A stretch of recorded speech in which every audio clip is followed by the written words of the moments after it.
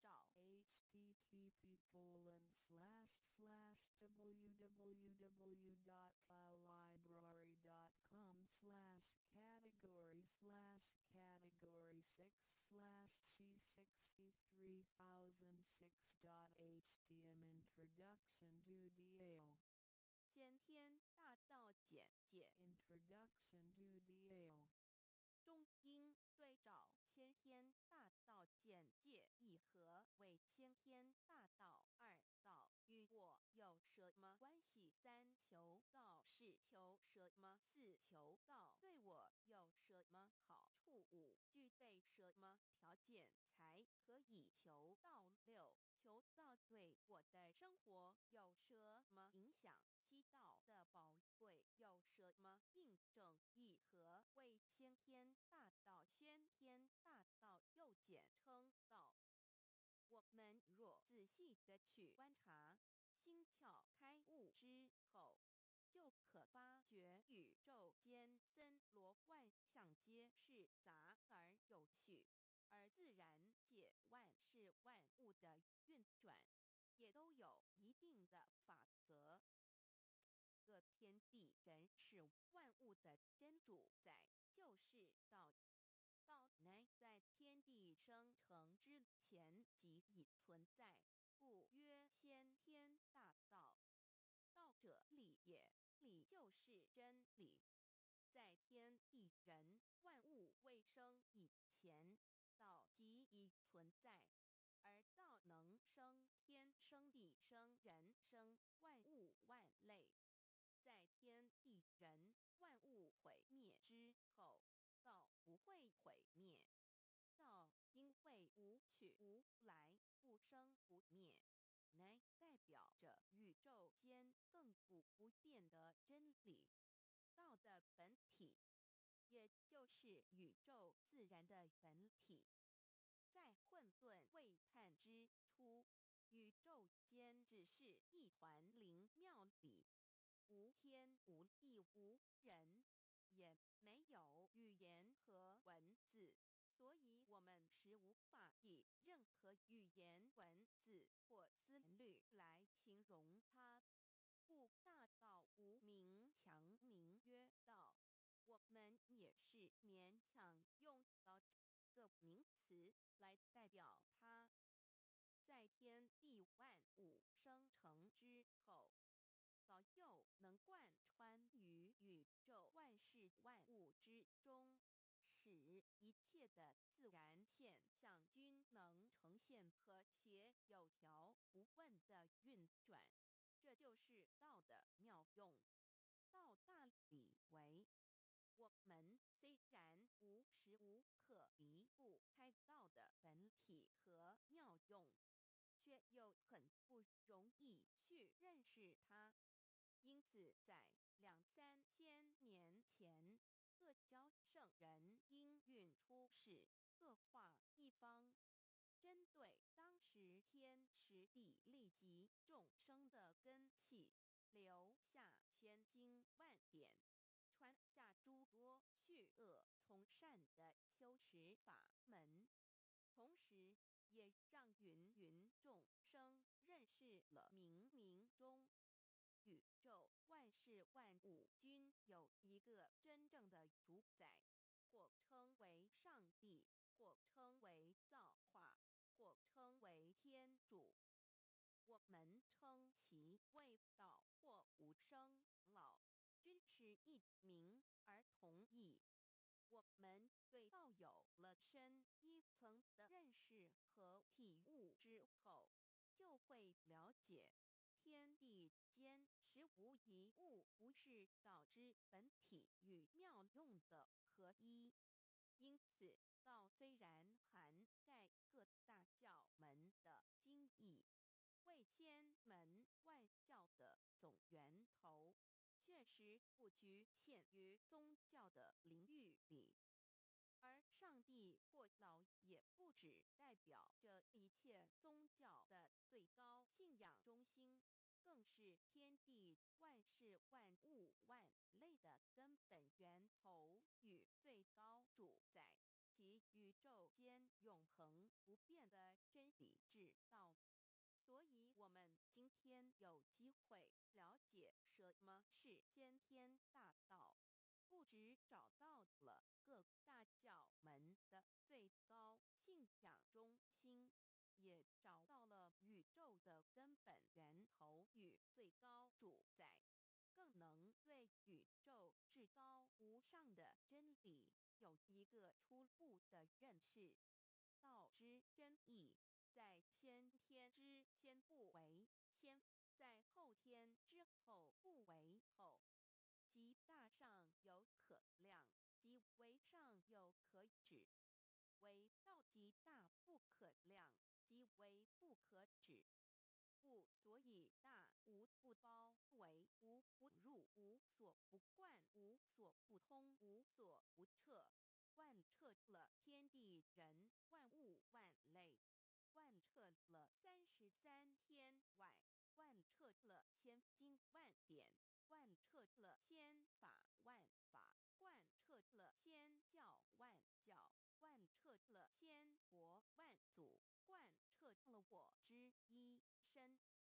此乃显天大道宝贵的真义，人人必须知真觉，亦即是人人与我与人人良心之行也。此乃万众一心，万国一家，世界大同，此先天大道之宝贵也。二道与我有什么关系？道的宝贵在于它大而无所不包，细而无所不入。天地生成之后，道贯穿于天地万物万类，使得日月星辰之运转各有其时，四时之交替，万物之消长各有其序。而最宝贵的是，各天地万物的主宰，同时也是我们人一生之主宰，曰性理，使得我们不学而能看、能听、能吃、能动。因此，我们不只要探求天地间的治理，更要回头认识我们身上固有的真理。故先天大道即是性理真传。道的宝贵，并不在于它有什么神秘、稀有或特殊之处，而是在于它平时，但我们却时时刻刻离不开它的本体与妙用。我们反观一下自身，就会发觉我们身体的结构是非常精密和奥妙的。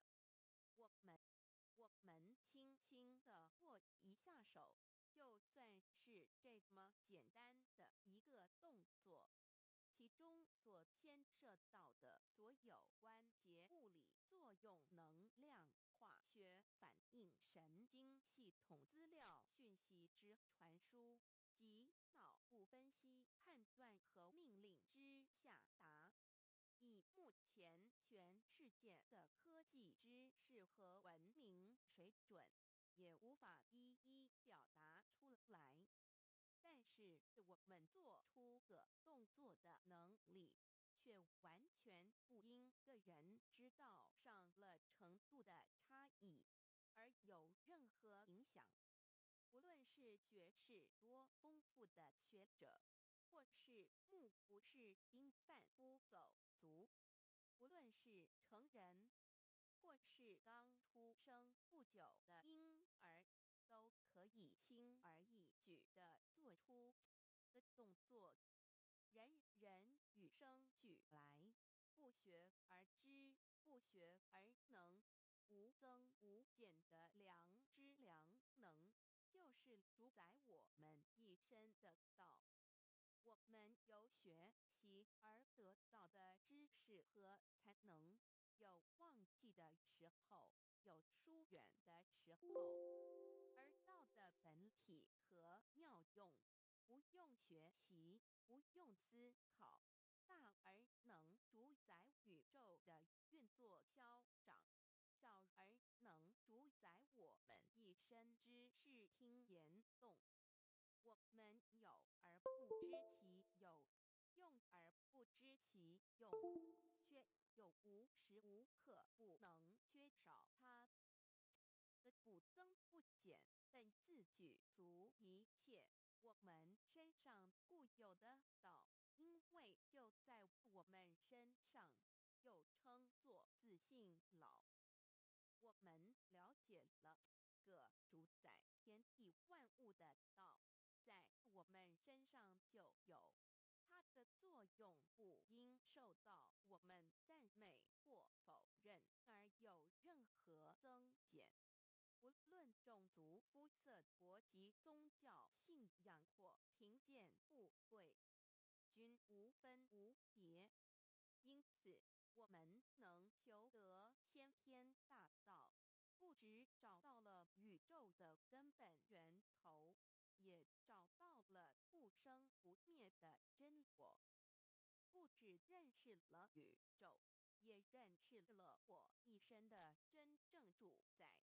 不只追求到了宇宙之治理，也找回了我身上本有的真理与良知良能。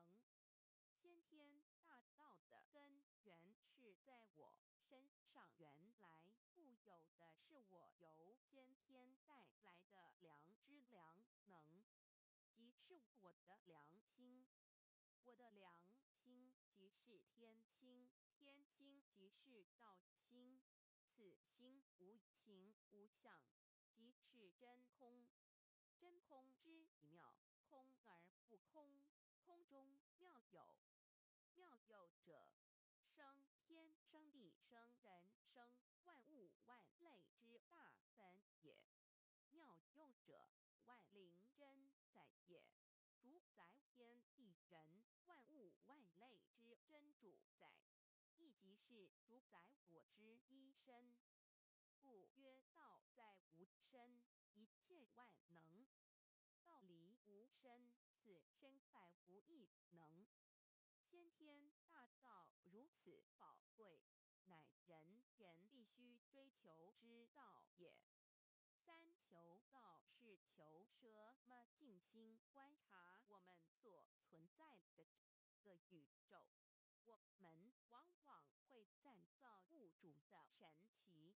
自然界每一刻皆有无数的事物在同时运转，而其整体却又是那么协调。我们身上的这个真理不也是一样吗？每一分一秒，我们身上皆有无数的生化反应、物理作用等同时发生。道的妙用分布在我们身上，不用学习，不用思考，其作用虽成千上万，合起来却只有一个自我。一切有条不紊，自然而成。道在无身，运用自如，在眼能视，在耳能听，在口能言，在鼻能闻香臭，在身能运用行动做事。此即道在我身之妙用。所以我们了解了道不止主宰着天地万物，更主宰我们一生。宇宙根本源头最高主宰与我一生主宰，并非二也。道的本体无形无相，我们肉眼看不到它，手也摸不到它，但它却无时无刻不在发挥其妙用，更进而随着天时及环境而发展出语言文字经典及造福人类的文明。此即是我们良知良能之作用。一般人不了解道在于我们自身的本体和妙用，只模糊意识到它的存在，便以灵魂代表它，我们称其为自性老。因其没有生灭，也不会毁坏，我们也称其为真我。此真我乃是最富足、最圆满、最光明、最完美、永恒不朽的。现在我们来生一看，看得见摸得着有形有相的肉体，能不能代表我把一个人生命中不同阶段的照片拿来比较，我们就可发觉，面貌是无时无刻不在变化的。我们一般均习惯以相貌认人，但相貌却不是永恒的。我们的肢体也不是真我。某些人不幸失去了一只手或一只脚，仍是好好的活着。我们的内脏呢？现在科学昌明，其自己能把动物的心脏成功地植入人体。我们不能因此说，个人不是他自己了。就算头的脑细胞，从我们一出生就开始不断的在坏死、减少和变化之。因此，有形有相的肉体，只是真我的一个工具而已。肉体虽然看似真实，却无时无刻不在改变之中，不需数十年，又变成一堆黄土。因它不是永恒的，我们称之为假我。对于真我和假我有所了解之后，我们也就可以了解，我们为什么要求到了。如今我们非常幸运能有机会求得先天大道，求得的就是三宝。三宝简单明了，但也博大精深，其内容在求道时会详细解说。现在只简单的提出两点。首先，求道就是直接点出了真正永恒不朽的真我，也就是良心本性的发。在物质文明远较精神文明昌盛的今日，假若迷失真我，我们的人生将有如行尸走肉。若是认假为真，更是我们为了盲目满足假我而做出害己害人的事情，造成自己在世时与死后的灾祸。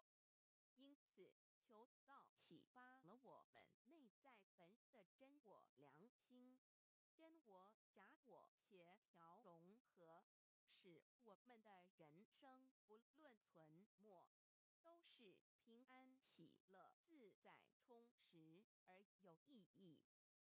其次，求道也就是开启了我们身上的正门，又称良心之门、智慧之门、慈悲之门。这门非常的重要。当我们要离开一间房子时，自然由大门离去。如果此门无法开启，而被迫从窗户或阳台跳出时，就可能会摔断腿。我们的肉体就像一间房子，真我灵性就像是房子的主人。当有一天肉体要毁坏时，真我灵性若不得正门而出，被迫另寻旁门，其恐惧与焦虑是无法形容的。这也导致了死后的痛苦与不安。因此，我们可以发现到，绝大多数的人临终时，其肉体皆显现山僵硬恐惧无助与挣扎之相。求道就是开启我们个生来死去之正门，也就是通天大路。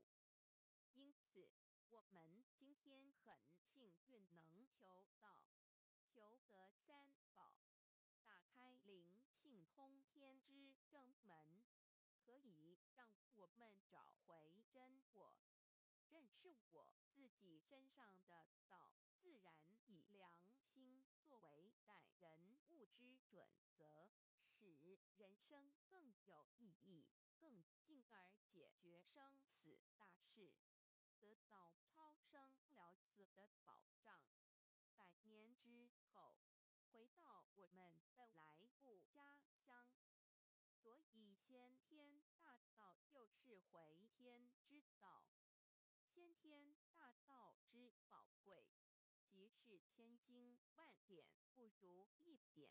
此点打开玄关正门佛门，天堂大路一步直超级的永生之道。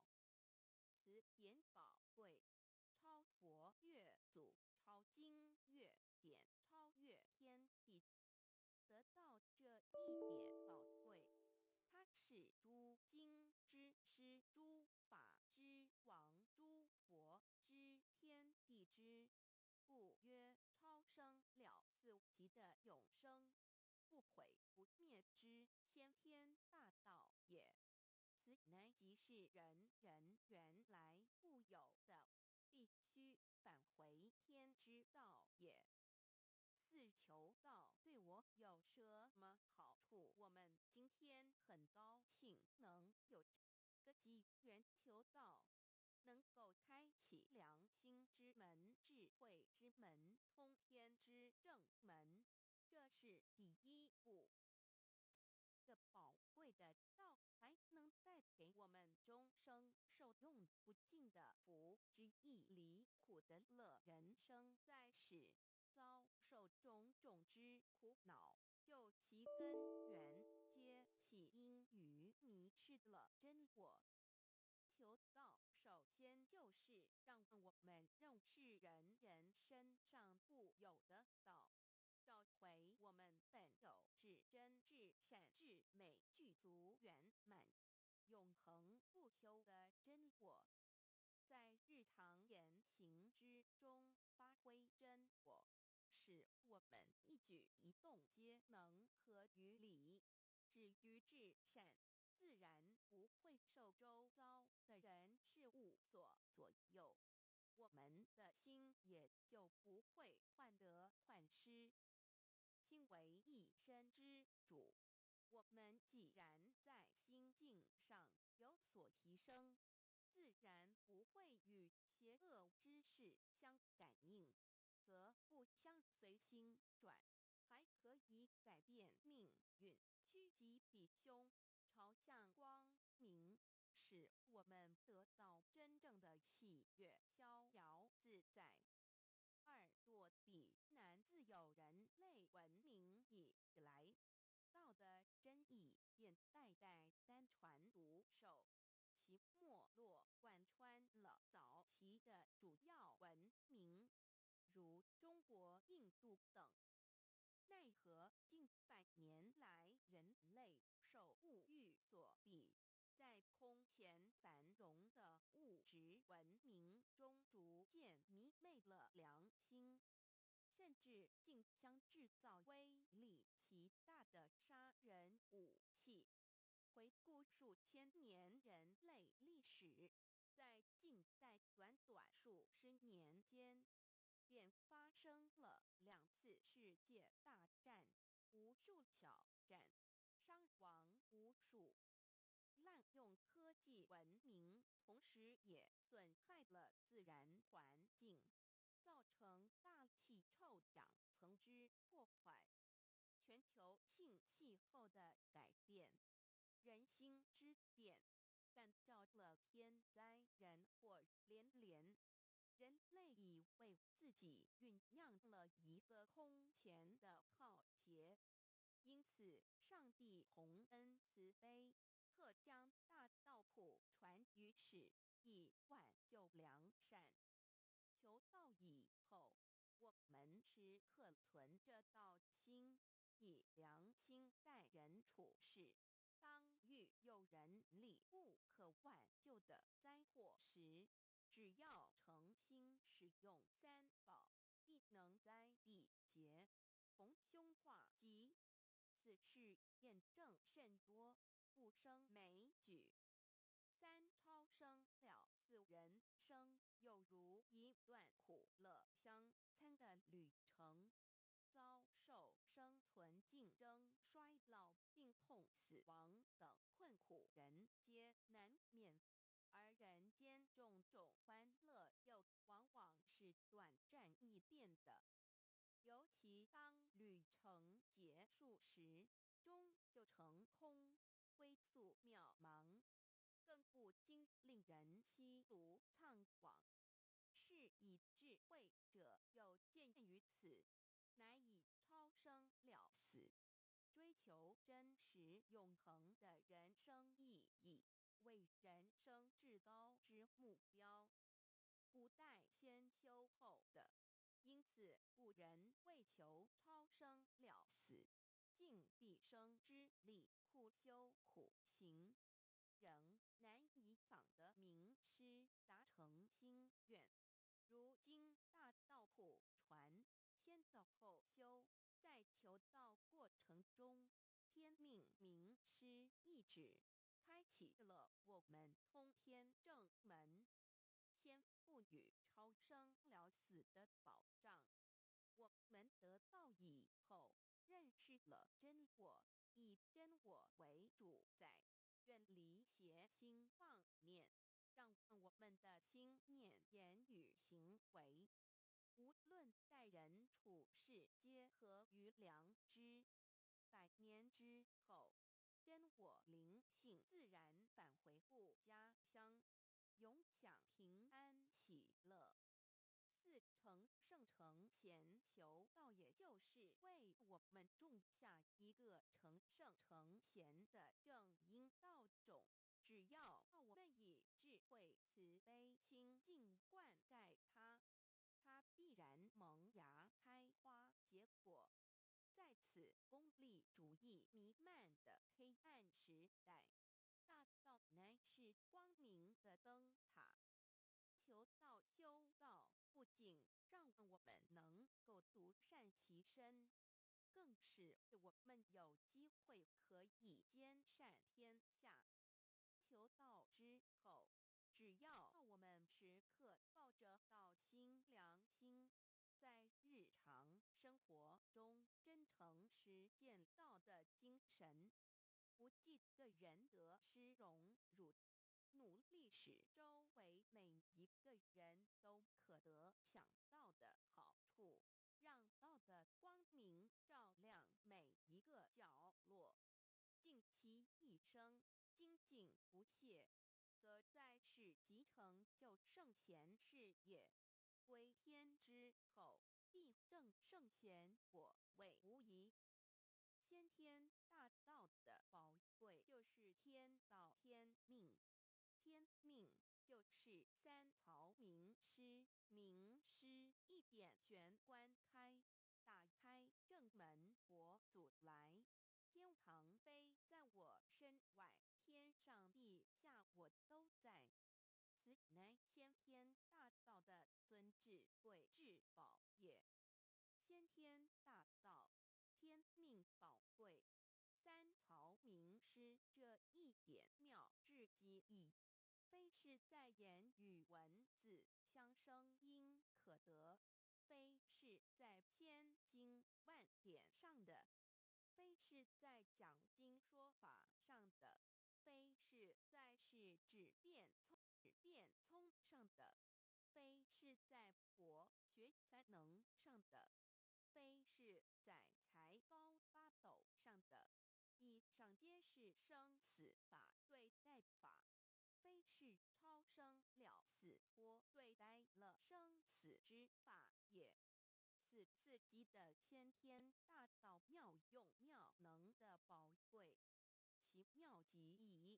此者是无师智，此智是妙智妙慧，此慧是我本来固有的，由先天带来的，亦即是在找回来天地人万物万类未生以前我的初心，即我良心天心道心老心也。先天大道之妙，此妙之贵，妙不容言，不学而知，不学而能，亦即是先天带来的先知先觉妙用妙能。此知此觉此能此用，不用言语文字声色，不用思想，不用念头，不用言听是动，而生天地人万物万类。生天地人万物万类之后，这天地人万物万类，实可分妙，也离不开其妙用妙能，故曰万灵真主宰也。设若天离开先天大道之妙用妙能，则河汉星斗乱序，日月无光，亦不能轮转，则阴阳二气不能流通，万物万类世界的众生，人人皆不得其生存。设若大地离开先天大道之妙用妙能，这金木水火土不能相配，则险象丛生，山崩地裂，海水枯干，亦使万物万类世界的众生人人不能得其生存。设若人离开先天大道之妙用妙能，则寸步难行，眼不能看，耳不能听，口不能言，总之全身不能动作。100日之后，成了一堆臭骨臭泥土。此乃先天大道妙用妙能的宝贵，妙至极矣。设若觉悟认识先天大道之妙用妙能的支持而实行，即是天人合一，天人一体治理，绝言妙不容言，不是死后成佛，当体即佛矣。故曰如来佛，如是佛也。此乃的先天大道修先天大道之好处。勿具备什么条件才可以求道？求道既然能够带给我们终生受用无尽的好处，我们今日能有机会求道，会不会显得太容易了？事实上，我们能得闻先天大道，首先要感谢上帝的恩慈，将自古不倾泻的大道互传于世，使我们有机会得此天之道。另一方面，我们本身也必须具备足够的条件，祖上有德，根基深厚，佛缘成熟，才能够顺利求道。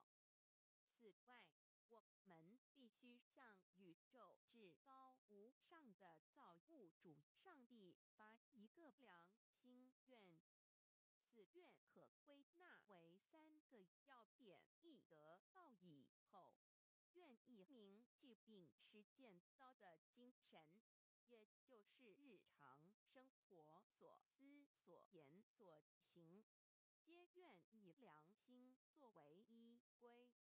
2得道以后，愿以能力所及，助周围需要我们帮助的人，愿意多了解道的意义，并让更多的人蒙受天道的福祉。3得道以后，绝不将将求得的三宝告知任何人。三宝必须在庄严的求道过程中，天命名师传授给我们，才有真实意义。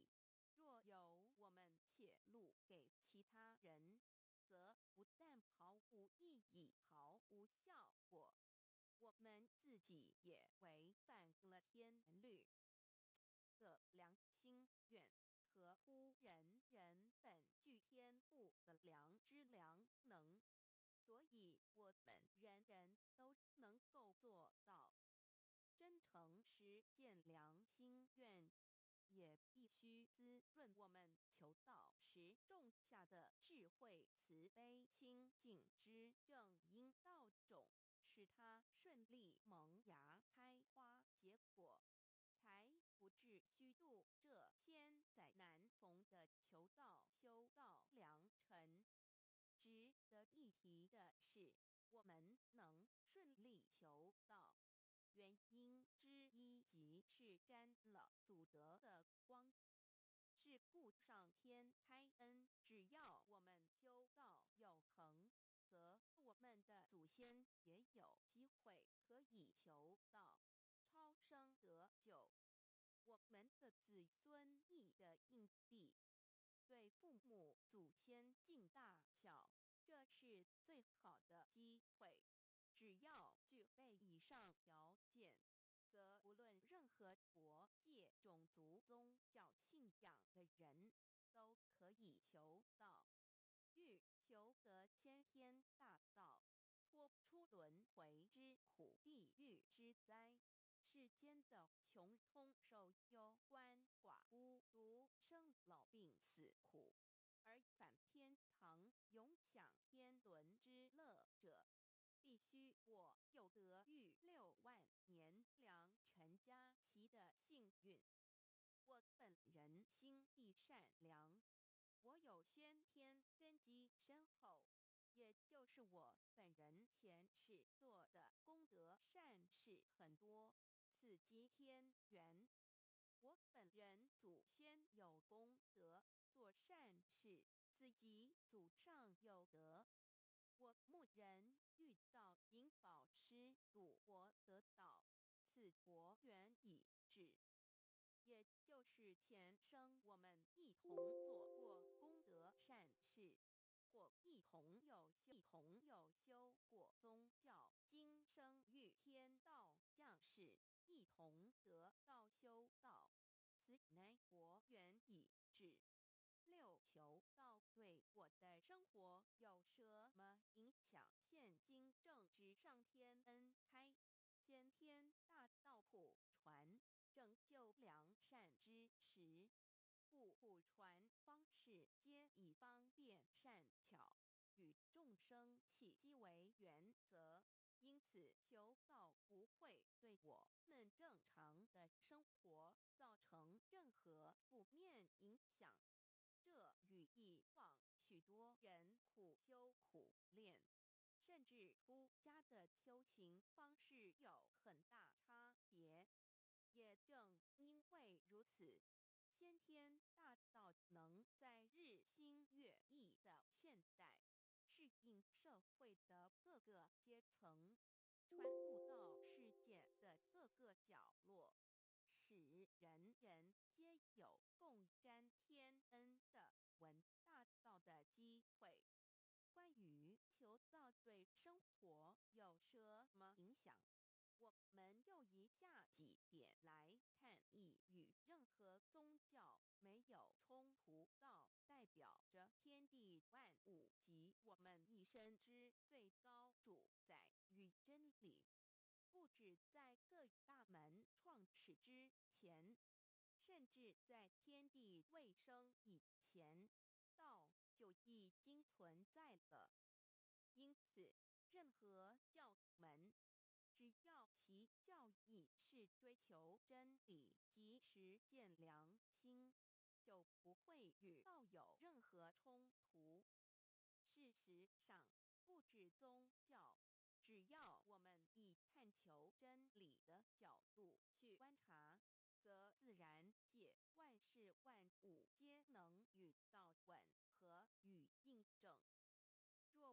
原有某种宗教信仰，求道将不会造成任何抵触，也不会使我们背弃原有的信仰，反而让我们对真理的探求有更深一层的体认。二、以良心经为最高规戒每一个人生活环境中的文化习俗、时代背景、法律条文及价值观念都不完全相同，因此没有任何一个具体的规戒或条文能够适用于所有的人。所以求道后的规戒着重在我们每个人真我良心之实践，由真我良心主宰自己，而不是在经典之背诵上及律法之钻研上下功夫。三、不照良心愿行。有何后果很重要的一点，求道并非从外在加给我们良心与真理，而是借着开启我们智慧慈悲之门，找回我们身上固有的真理，让天理良心自然流露。因此求道后，所有真修实行之人，皆是自动自发的。师父，求道后，若我们不照良心愿而行，并非将出现任何外力来强制我们遵行此愿，而是将受到自己良心的谴责，由真我良心督促自己，而自然改过向善。四、圣凡间修真我之实践，并不局限于教堂或寺庙之中。因此，现今大道普传，并不要我们加舍业到深山古寺之中修炼，而是在不影响家庭、工作、学业之正常情况下圣凡兼修。在日常生活中，时时刻刻一言一行，皆能以天理良心为依归，就是真我之实践。务由提升自己而兼善天下，求道后会使我们生活更充实，心灵更和谐。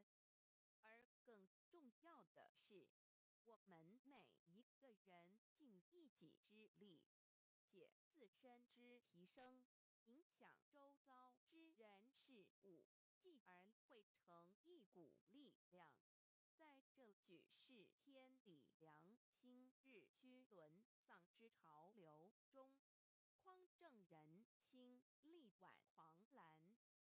如此必能早日实现先天大道普传之宗旨及弥勒国的原慈大愿，化污浊的人间为人间净土，化纷乱的世界为世间天国。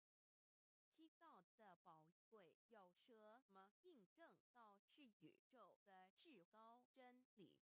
它的作用贯穿了天地万物万类，更是我们一生之最高主宰。真正了解了这一点，我们就会体认到，道是随时随处可以被印证的。许多贤贤得道之后，发出了大诚心、大信心、大智慧，真修真行，皆能参悟到。不止在各教经典之中可以印证到，其实在任何时间空间、万事万物，我们之一身，甚至一草一木，皆离不开道的本体和妙用。体认至此，自然能发出永不退转之道心。而尚未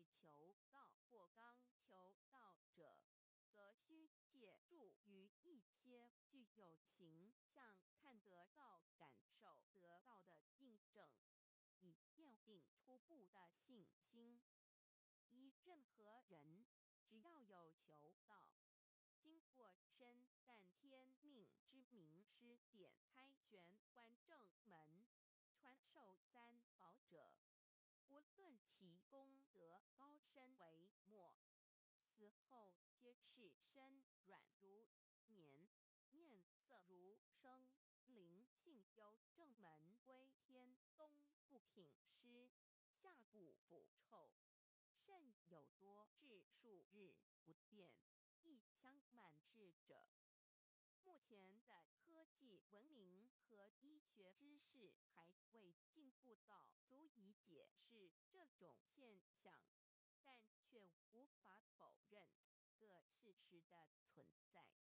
这种现象虽曾出现在某些宗教中，但极其罕见而珍贵，而求道之人除信道不笃于反道拜德者，不敢定论外，其余则比比皆是。肉身既显似瑞香，足可证其灵性已登善境，当无疑问。二人虽不为万物之灵，其实是很脆弱的。自从生在这个世界上，就难免天灾人祸的威胁，甚多以求道者，在遇到人力不可挽救之危急情况下，诚心使用三宝，皆能大事化小，小事化无。这种例证多得不可胜数，无法在此一一例举。以上两点虽然极为宝贵，但却是任何人只要一求到，借着上帝的天命宝贵，立刻就可以得到的保障。此后就随个人的诚心、智慧及对真理之实践，而有或深或浅不同的体验了。如人饮水，冷暖自知。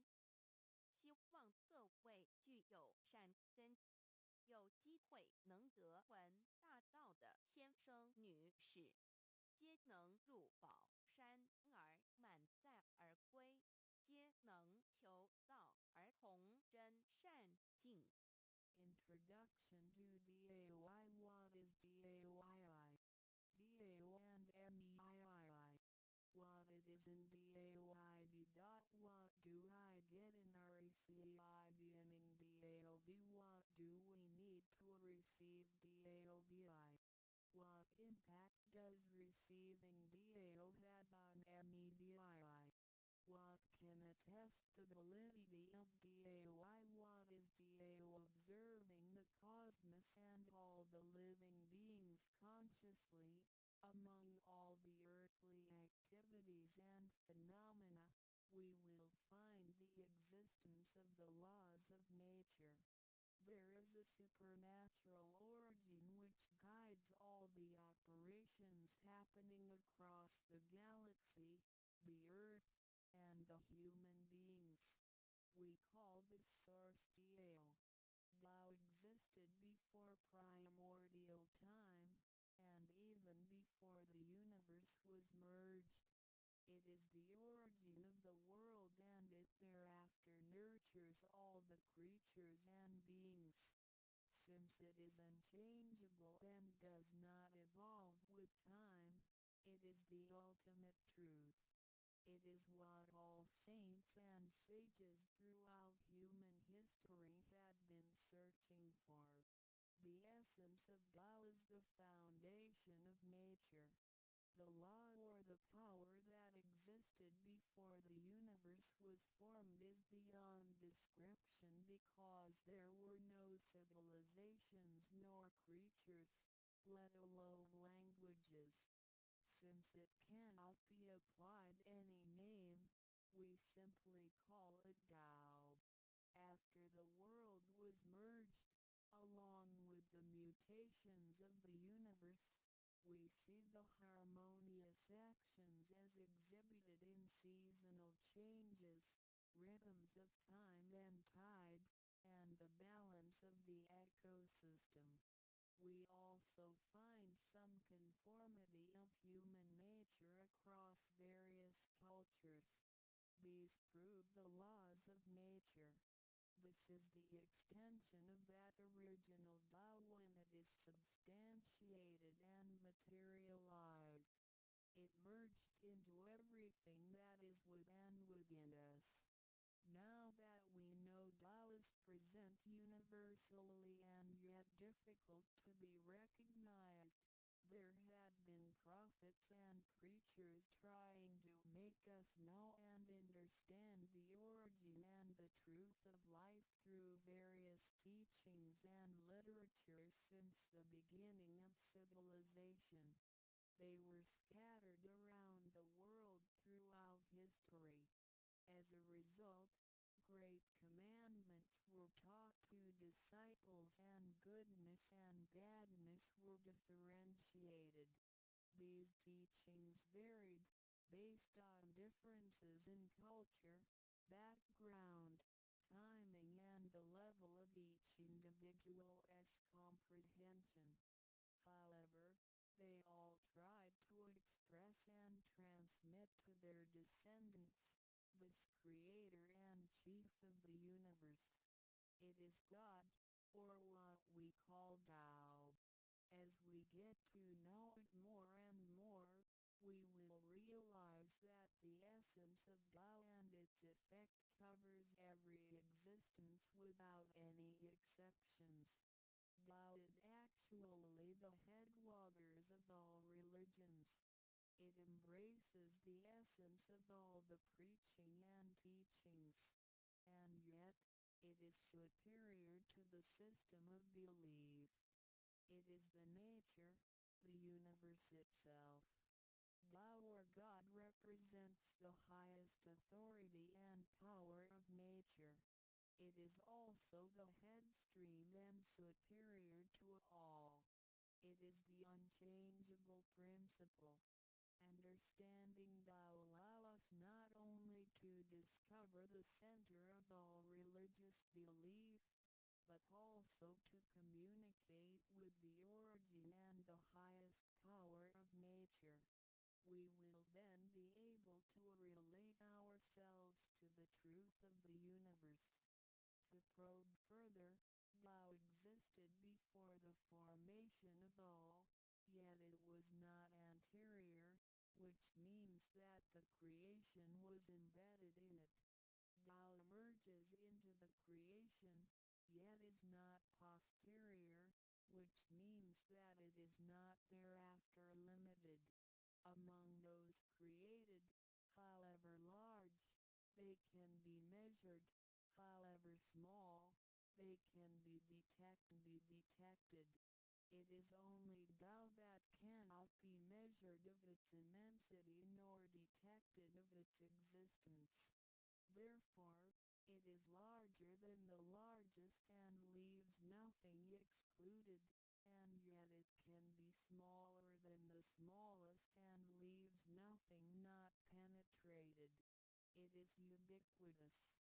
It merges into and governs all. It is in charge of the space, the earth, human beings, all the creatures, and all existences. It penetrates and regulates the entire universe.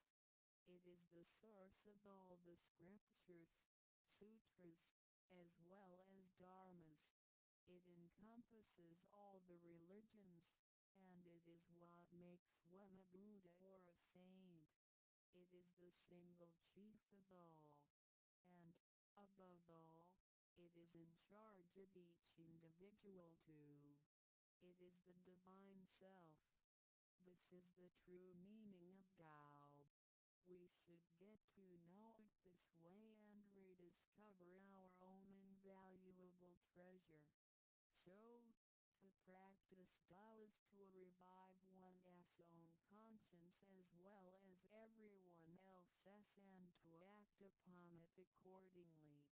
Then, all people can be of one spirit, all nations can be in peace like a family, and a great harmony will come true. How precious does Dao and me. The significance of Tao is in its immensity and ubiquity. Its mightiness guides the universe to carry on with changing seasons and evolving creatures. The countless aspects of the natural phenomena seem so capricious and yet really in order and in cycles. This almighty being also resides in each of us. It is the divine self, the natural quality of a person.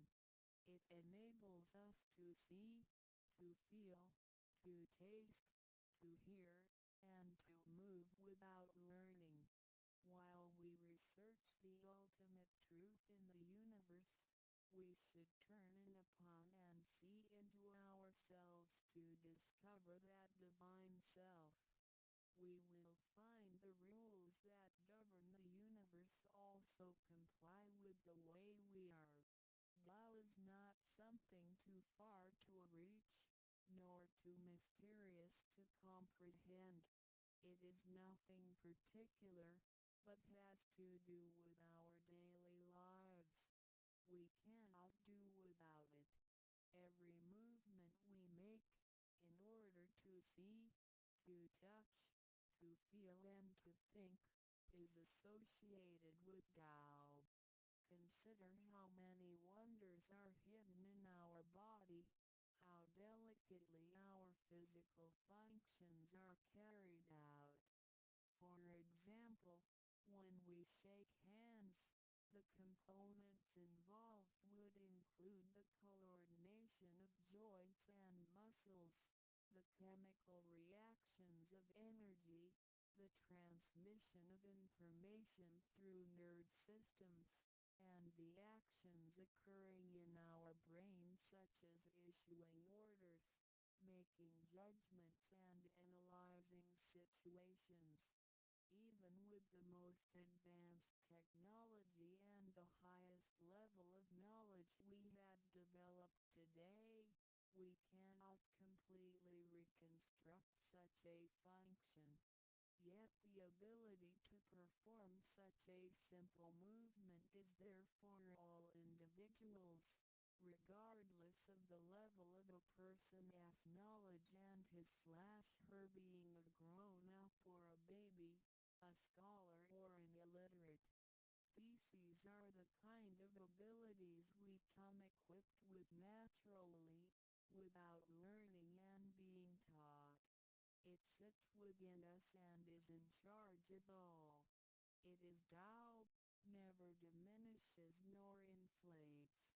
Worldly knowledge acquired through learning can be forgotten. A gymnast can abandon his/her techniques and a musician can lose his/her skills without practicing.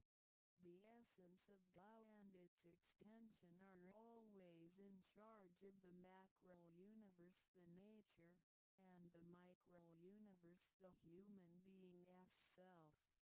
We are associated with it unconsciously since the first day.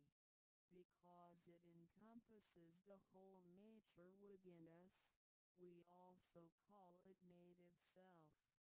Tao is within and surrounding us. It needs not be worshipped nor debated over, because its existence is unconditional, regardless of race, color, nationality, religion or status. It is impartial and stays constant. In receiving Tao, we not only find the origin of the universe, but also the divine self. We get to know the highest power in the universe as well as the genuine nature in charge of self. We discover the ultimate truth of the cosmos as well as the integrity of ourselves.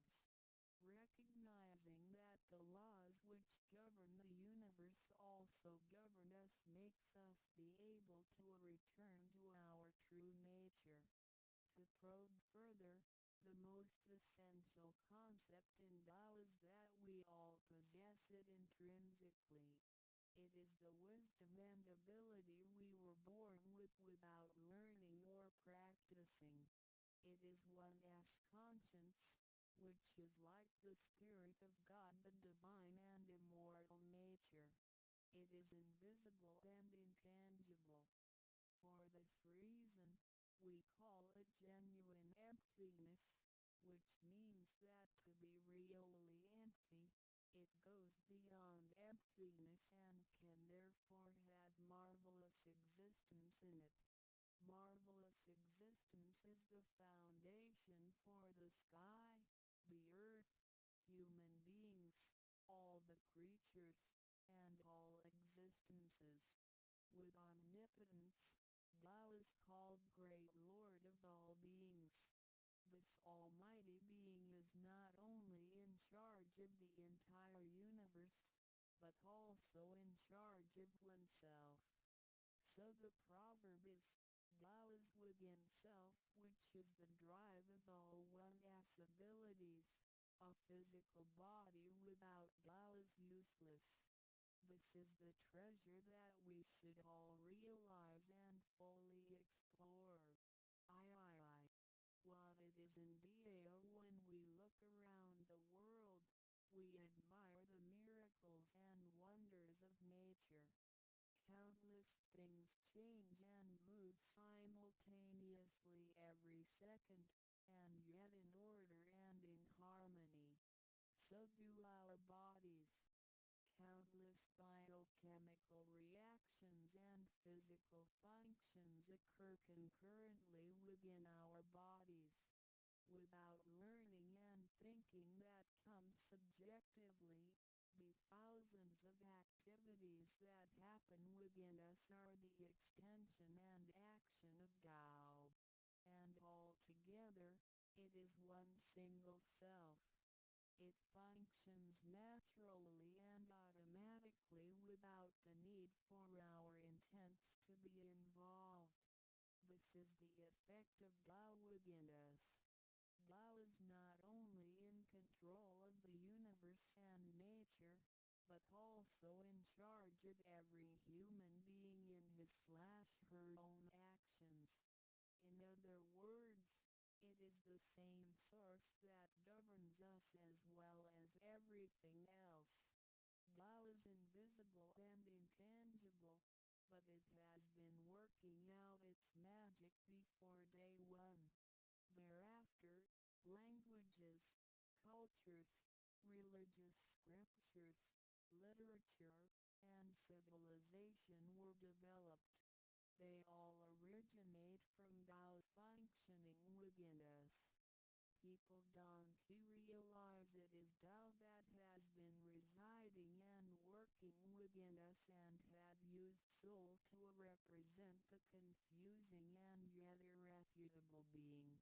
Because it is eternal and intangible, we also call it true self. This true self is the most abundant, brilliant, and imperishable being. Let us take a look at our tangible body and see if it can be the true self. We know the pictures taken throughout one's life show different faces and expressions. We recognize people by face, but our looks change and are not permanent. The handicapped, with impaired arms or legs, can also lead a complete life. One with a transplanted animal heart is still a human being. Even our brain cells keep decreasing and changing every second from the moment we were born. Therefore, the physical body is only the interim residence of the true self. Though it seems so real, solid and alive, it turns into dirt eventually. We call it false transient nature. By recognizing the difference between the true self and the false self, we understand the reason and importance for us to receive Tao. Luckily, we are given the opportunity of receiving Tao and learning the three treasures. The three treasures are straightforward yet profound. The meaning and details of them will be illustrated through the rite of receiving Tao. Here, we only discuss two issues. First, by receiving Tao, the true self gets plucked out. It leads to our conscience. Upon the time when material pursuance surpasses spiritual seeking, giving up the true self only makes us a walking corpse. In order to fulfill and satisfy the sensational desires of the false self, we may commit wrongdoings and harm others, eventually creating troubles for ourselves. Our inner conscience is identified and enlightened by receiving Tao. Thus, the body gets to work with the spirit in a mutually beneficial and harmonious way, making our lives joyful and meaningful. Second, by receiving Tao, the front door or main gate of our bodies gets opened. It leads us to conscience, mercy and wisdom. When we leave a house, we leave through the front door. If the front door is locked, we may have to leave through the back door, or even by breaking the window or jumping off the balcony. We may fall and get hurt by doing so.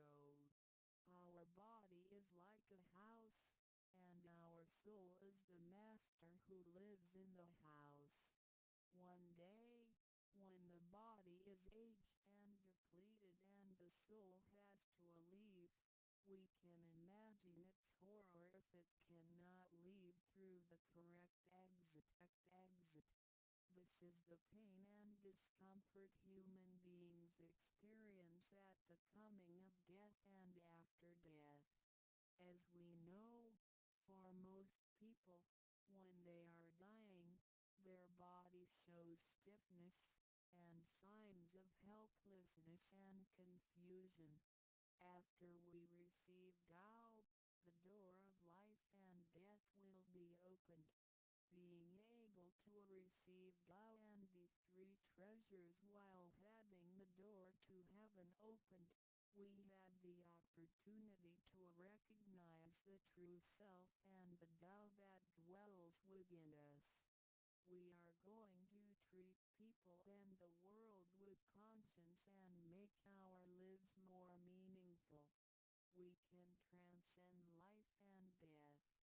Within 100 years, we will be able to return to where we came from.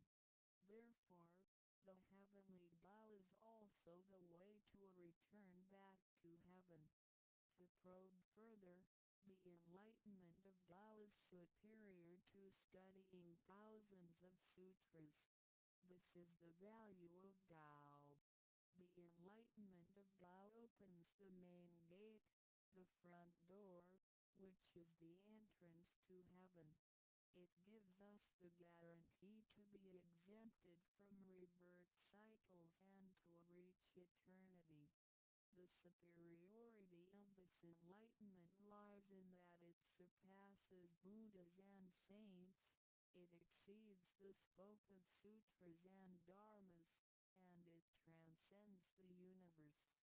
Tao is therefore source of all sutras, king of all dharmas, mother of all Buddhas, and creator of the universe. Transcendence of rebirth cycles leads to eternity. Being imperishable, Tao never deteriorates, and we have never lost it at all. Hence Tao is the direct way back to what do I get in RECI beginning Dao as mentioned earlier? By receiving Tao, we act upon our conscience, gain more wisdom, and find the door to heaven. In addition to these basics, we also benefit from the following for our lifetime. A. Being away from sufferings and closer to happiness. The troubles and worries we face in our daily lives mostly result from our disregard of the true self. Receiving Tao helps us to recognize the Tao that has been dwelling in us and to restore the beauty of the true self, so that our behavior and mind is free from being controlled by the earthly pleasures and being swayed by the losses and gains of the material world. Since our minds are cultivated spiritually, devils would not approach and get close to us. Thus, our fortune can be altered from bad to bright, and we can obtain real joy. B. Being away from disaster and calamities. Tao has been passed on through generations to one single master since the beginning of human history. The thread of its passage weaves through ancient civilizations, including China and India. However, in recent centuries, human beings had been trapped by materialism and a weaker sense of right and wrong. Wars prompted the development of powerful lethal weapons. In reviewing the thousands of years of human history, we realize, in just less than 100 years, there had been two major world wars, which caused numerous killings and tragedies. The abuse of science and technology has also destroyed the ecology, causing damage to the ozonosphere and the unbalance of the climate. The corruption of human beings' minds has called the natural disasters to come. The human has created calamity. God, with His mercy, makes Tao available to everybody in order to save good people. After we receive Tao, with the true meaning of Tao in mind, we will be conscientious. We can use the three treasures whenever something dangerous and uncontrollable happens to us. We will be able to get away from bad encounters. This is a confessed fact. See, transcending life and death. Life is a mixture of happiness and bitterness. Throughout the journey of life, we experience birth, growth, aging, illness,